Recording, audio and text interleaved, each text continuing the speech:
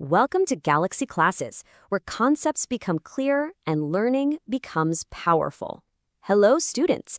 तो आज हम शुरू करने जा रहे हैं पॉलिटिकल साइंस का chapter 1, working of the constitution का पार्ट 1। अब देखिए ये चैप्टर बोर्ड एग्जाम्स के लिए तो सुपर इम्पोर्टेंट है ही, लेकिन उससे भी कहीं ज़्यादा ज़रूरी है। क्यों? क्योंकि ये हमें बताता है कि हमारा देश इंडिया आखिर चलता कैसे है, हमारा संविधान और कॉन्स्टिट्यूशन ये आखिर काम कैसे करता है। इसने पिछले 70+ ईयर्स में इंडिया को इतनी सक्सेसफुल डेमोक्रेसी कैसे बनाया। चलिए आइए इसको आराम से समझते हैं। तो ये है हमारा रोड मैप इस पार्ट 1 के लिए। बिल्कुल आपकी टेक्स्ट बुक के हिसाब से हम इन 6 टॉपिक्स को एक एक करके लाइन बाय लाइन समझेंगे। हम शुरुआत करेंगे कॉन्स्टिट्यूशन के प्रोमिसेस से, फिर हम देखेंगे कि डेमोक्रेसी असल में काम कैसे करती है। हम आपके वोट की असली ताकत को समझेंगे और देखेंगे कि पावर आम आदमी तक कैसे पहुंचती है। फिर हम कुछ नए राइट्स की बात करेंगे जिन्होंने हमारी डेमोक्रेसी को और भी स्ट्रांग बना दिया है। और आखिर में हम सोशल जस्टिस और इक्वालिटी को टच करेंगे। तो बिल्कुल फोकस के साथ चलिए शुरू करते हैं। ओके, तो हमारा पहला टॉपिक है द कॉन्स्टिट्यूशंस प्रॉमिस, यानी कि हमारे संविधान का आखिरकार असली ऑब्जेक्टिव क्या है, उद्देश्य क्या है। देखिए, एक बात हमेशा याद रखिएगा, हमारा कॉन्स्टिट्यूशन सिर्फ एक रूल्स की किताब नहीं है। It's much more. It's a vision document. ये एक ऐसा डॉक्यूमेंट है जो एक सपना दिखाता है कि हम इंडिया को कैसा देश बनाना चाहते हैं। तो क्या सपना देखा था हमारे कॉन्स्टिट्यूशन मेकर्स ने? चलिए उन प्रोमिसेस को जानते हैं। ये 5 वर्ड्स, ये हमारे कॉन्स्टिट्यूशन की आत्मा है, द सूल। ये प्रियम्बल का फाउंडेशन है। चलिए एक एक करके इनका मतलब समझते हैं। पहला है सॉवरेन। इसका मतलब है इंडिया इज कंप्लीटली इंडिपेंडेंट। हम अपने फैसले खुद लेंगे, कोई बाहर की पावर हमें डिक्टेट नहीं कर सकती। हिंदी में इसे कहते हैं संप्रभु। दूसरा है सोशलिस्ट। इसका मतलब है कि गवर्नमेंट की कोशिश रहेगी कि अमीर और गरीब के बीच का फासला कम हो, यानी समाजवादी। तीसरा है सेक्युलर।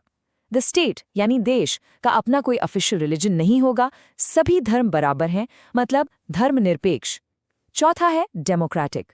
गवर्नमेंट को हम यानी देश के लोग चुनते हैं, हम ही मालिक हैं, इसे कहते हैं लोकतांत्रिक। और पांचवा है रिपब्लिक। हमारे देश का जो हेड ऑफ स्टेट है यानी प्रेसिडेंट, वो इलेक्टेड है, वो कोई राजा या रानी नहीं है। इसका मतलब है गणराज्य। ये 5 वर्ड्स हमारे देश की नींव हैं, द फाउंडेशन। इन 5 ऑब्जेक्टिव्स के साथ साथ कॉन्स्टिट्यूशन 2 और बहुत इंपॉर्टेंट प्रोमिसेस करता है। पहला है जस्टिस और दूसरा है फ्रीडम। जस्टिस यानी न्याय। कैसा न्याय? सोशल, इकोनॉमिक और पॉलिटिकल। मतलब किसी के भी साथ उसके जाति, धर्म या जेंडर के बेस पर भेदभाव ना हो, सबको आगे बढ़ने का मौका मिले। और फ्रीडम यानी आज़ादी, सोचने की आज़ादी, बोलने की आज़ादी, अपने विश्वास को मानने की आज़ादी। ये सभी प्रोमिसेस हमें फंडामेंटल राइट्स के फॉर्म में मिलते हैं ताकि हर इंडियन एक सम्मानजनक, एक डिग्निफाइड लाइफ जी सके। और इन सारे प्रोमिसेस को, इन सारे प्रिंसिपल्स को असलियत में लाने का दिन था 26 जनवरी 1950।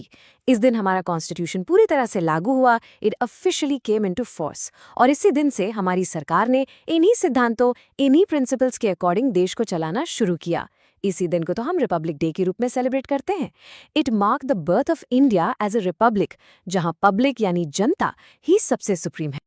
अच्छा, हमने कॉन्स्टिट्यूशन के प्रोमिसेस तो देख लिए, लेकिन ये डेमोक्रेसी जमीन पर इन रियल लाइफ काम कैसे करती है? यही हमारा अगला टॉपिक है, डेमोक्रेसी इन एक्शन। और इसमें हम एक बहुत ही इंपॉर्टेंट कॉन्सेप्ट समझेंगे, पॉलिटिकल मैच्योरिटी। अब ये पॉलिटिकल मैच्योरिटी क्या चीज़ है? चलिए पता करते हैं। तो व्हाट इज पॉलिटिकल मैच्योरिटी? देखिए, डेमोक्रेसी का मतलब सिर्फ ये नहीं कि हर 5 साल में इलेक्शन करवा दिए और पार्लियामेंट बना दी। वो तो सिर्फ स्ट्रक्चर है, एक ढांचा है। असली डेमोक्रेसी या पॉलिटिकल मैच्योरिटी तब आती है जब डेमोक्रेसी के प्रिंसिपल्स जैसे इक्वालिटी, फ्रीडम, जस्टिस हमारी सोसाइटी की रोजमर्रा की पॉलिटिकल लाइफ का हिस्सा बन जाते हैं। जब लोग इन वैल्यूज के हिसाब से जीने लगते हैं, तब हम कहते हैं कि सोसाइटी पॉलिटिकली मैच्योर हो गई है। फॉर एग्जाम्पल, शांति से प्रोटेस्ट करना, दूसरों के ओपिनियन की रिस्पेक्ट करना, कानून को फॉलो करना, ये सब पॉलिटिकल मैच्योरिटी के ही साइंस हैं। और इंडिया में इस पॉलिटिकल मेजॉरिटी को प्रैक्टिस करने का मौका हमें मिलता है थ्रू डायरेक्ट रिप्रेजेंटेशन। इसका सीधा सा मतलब है हम अपने नेताओं को, अपने रिप्रेजेंटेटिव्स को खुद चुनते हैं। कहाँ? बेसिकली 3 लेवल्स पर। सबसे ऊपर सेंट्रल लेवल पर हम पार्लियामेंट के लिए एमपीज यानी मेंबर्स ऑफ पार्लियामेंट चुनते हैं, जो दिल्ली में लोकसभा में बैठते हैं। फिर स्टेट लेवल पर हम स्टेट लेजिस्लेचर के लिए MLAs यानी मेंबर्स ऑफ लेजिस्लेटिव असेंबली चुनते हैं, जो हमारी स्टेट की विधानसभा में बैठते हैं। और सबसे ज़रूरी, ग्रास रूट लेवल पर यानी ज़मीनी सतह पर हम लोकल गवर्नमेंट के रिप्रेजेंटेटिव्स चुनते हैं, गांव में पंचायत के लिए और शहरों में म्यूनिसिपैलिटीज़ के लिए। इस 3 टियर सिस्टम से आम आदमी को अपने लोकल, स्टेट और नेशनल लेवल के डिसीजंस में हिस्सा लेने की पावर मिलती है। ये पिक्चर देखिए, ये लंबी लंबी कतारें, ये हमारी सक्सेसफुल डेमोक्रेसी का सबसे बड़ा सबूत है। इंडिया में रेगुलर इंटरवल्स पर फ्री और फेयर इलेक्शंस कंडक्ट करवाना एक बहुत बड़ी अचीवमेंट है। फ्री यानी बिना किसी डर के वोट देना, फेयर यानी बिना किसी धोखाधड़ी के। और सबसे अच्छी बात यह है कि इन इलेक्शंस में लोगों का पार्टिसिपेशन साल दर साल बढ़ता जा रहा है।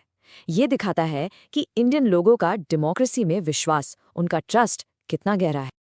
अब हम बात करते हैं डेमोक्रेसी के सबसे पावरफुल वेपन की, the power of your vote, यानी आपके मतदान का अधिकार। ये जो इंक लगी हुई उंगली आप देख रहे हैं ना, ये सिर्फ एक निशान नहीं है, ये इस बात का प्रूफ है कि आप इस देश के मालिक हैं और आप ही डिसाइड करते हैं कि देश को कौन चलाएगा। Let's explore this in more detail. आपको जानकर हैरानी होगी कि आज़ादी से पहले प्री इंडिपेंडेंस इंडिया में सबको वोट देने का राइट नहीं था। ये एक रिस्ट्रिक्टेड राइट था।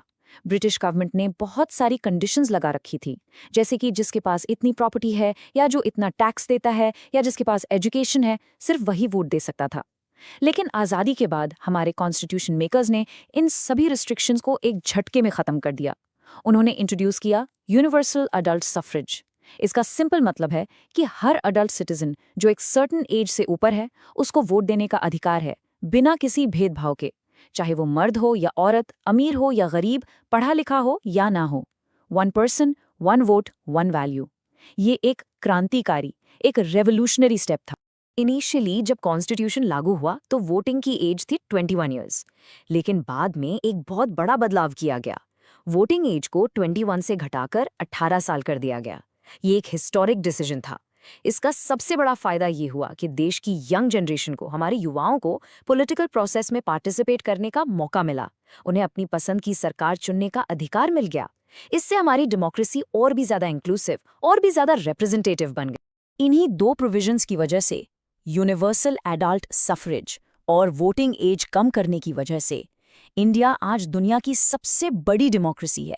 Just imagine, we have over 900 million registered voters.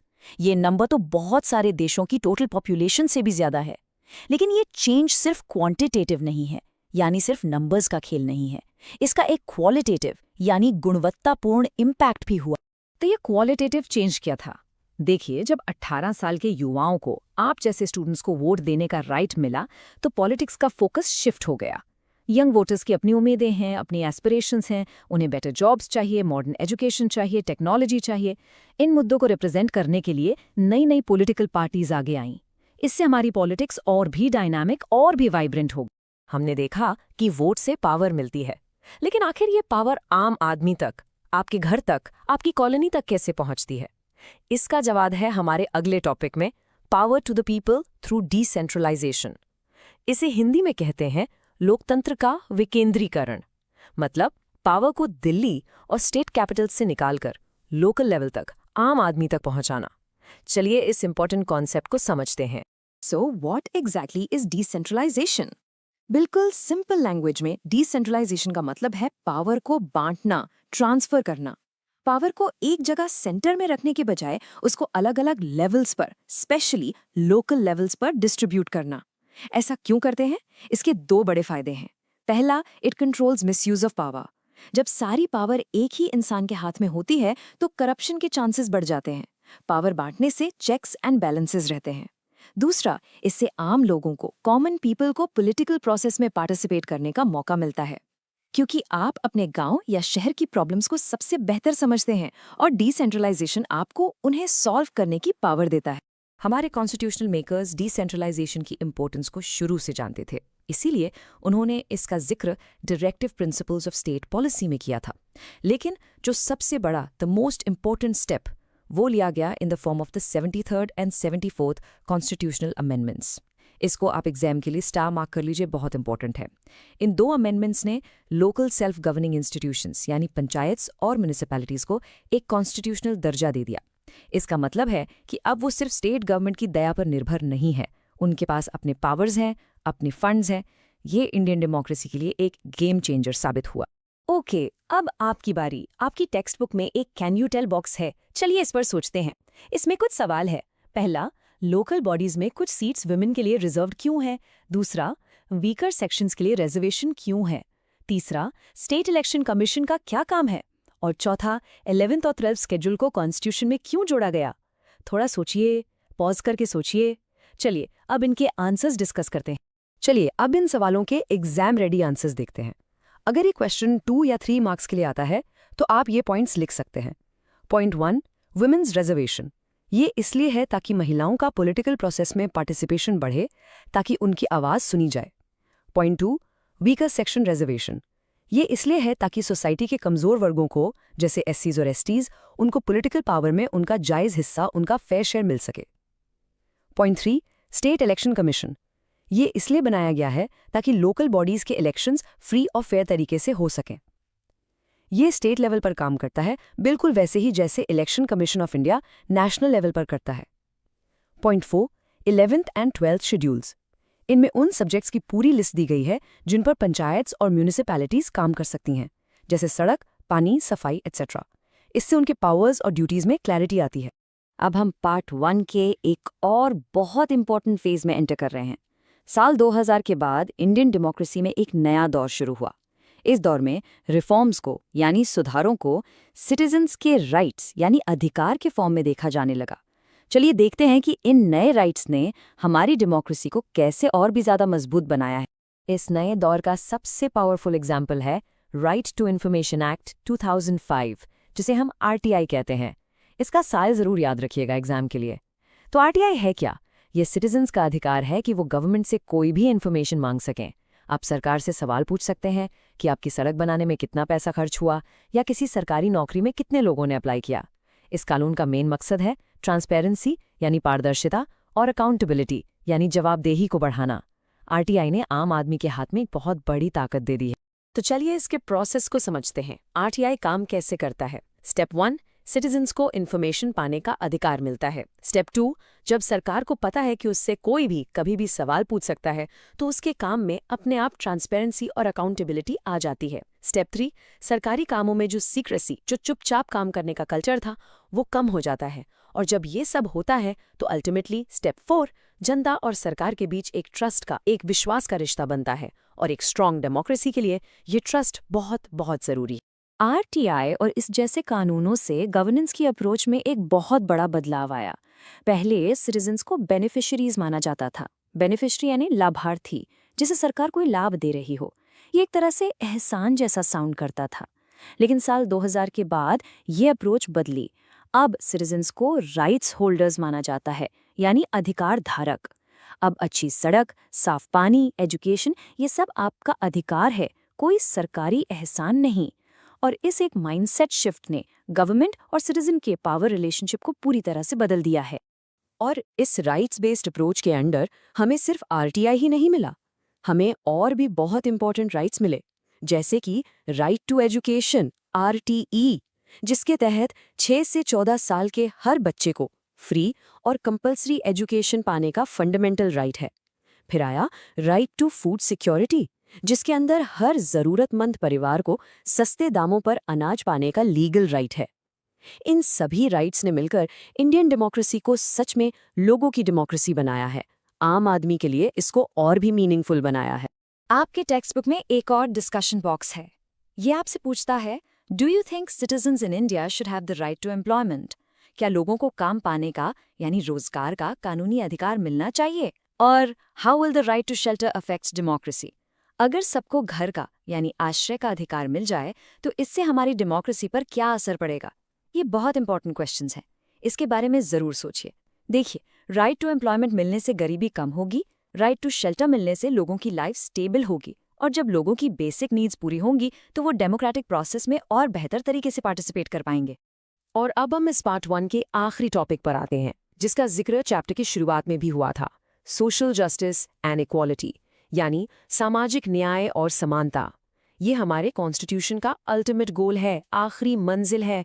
सोचिए, हमने इतनी सारी बातें की, वोटिंग, डिसेंट्रलाइजेशन, आरटीआई, ये सब आखिर किया क्यों जा रहा है? ताकि हम एक ऐसी सोसाइटी बना सकें जहां सबको सोशल जस्टिस और इक्वालिटी मिले। इस टॉपिक को हम चैप्टर के पार्ट 2 में बहुत डिटेल में पढ़ेंगे, लेकिन यहाँ इसका इंट्रोडक्शन समझना बहुत ज़रूरी है। जैसा कि हमने शुरू में ही डिस्कस किया था, हमारा कॉन्स्टिट्यूशन सिर्फ एक रूल बुक नहीं है, it is a road map. ये हमें रास्ता दिखाता है एक ऐसी सोसाइटी बनाने का जो आगे बढ़े, यानी प्रोग्रेसिव हो।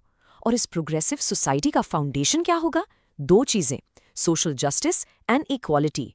एक ऐसा समाज जहां किसी के भी साथ उसकी जाति, धर्म, जेंडर या बर्थ प्लेस के आधार पर कोई भेदभाव ना हो और कानून की नज़र में सब बराबर हो। तो चलिए एकदम फटाफट से रिकैप करते हैं कि हमने आज इस पार्ट 1 में क्या क्या सीखा। सबसे पहले हमने समझा कि इंडियन डेमोक्रेसी अब पॉलिटिकली मैच्योर हो चुकी है। फिर हमने यूनिवर्सल अडल्ट सफ्रेज की बात की और देखा कि कैसे वोटिंग एज को 21 से 18 करने से डेमोक्रेसी एक्सपैंड हुई। उसके बाद हमने डिसेंट्रलाइजेशन का कॉन्सेप्ट पढ़ा और इसमें 73rd एंड 74th अमेंडमेंट्स की इंपॉर्टेंस को जाना। ये एग्जाम के लिए सुपर इंपॉर्टेंट है। फिर हमने right to information RTI act को समझा, जो गवर्नमेंट में ट्रांसपेरेंसी और अकाउंटेबिलिटी लाता है। और आखिर में हमने राइट्स बेस्ड अप्रोच को डिस्कस किया, जिसने सिटीजन को बेनिफिशियरी से राइट्स होल्डर बना दिया। आई होप ये सारे कॉन्सेप्ट्स अब आपको बिल्कुल क्रिस्टल क्लियर हो गए हों। और जाते जाते एक बात हमेशा याद रखिएगा, एक एक्टिव, एक जागरूक नागरिक ही एक मजबूत डेमोक्रेसी की नींव होता है।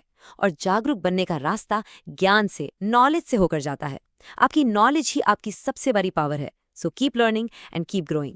Like, share, subscribe and press the bell icon for further notifications. This lesson was brought to you by Galaxy Classes, created only for study and concept clarity.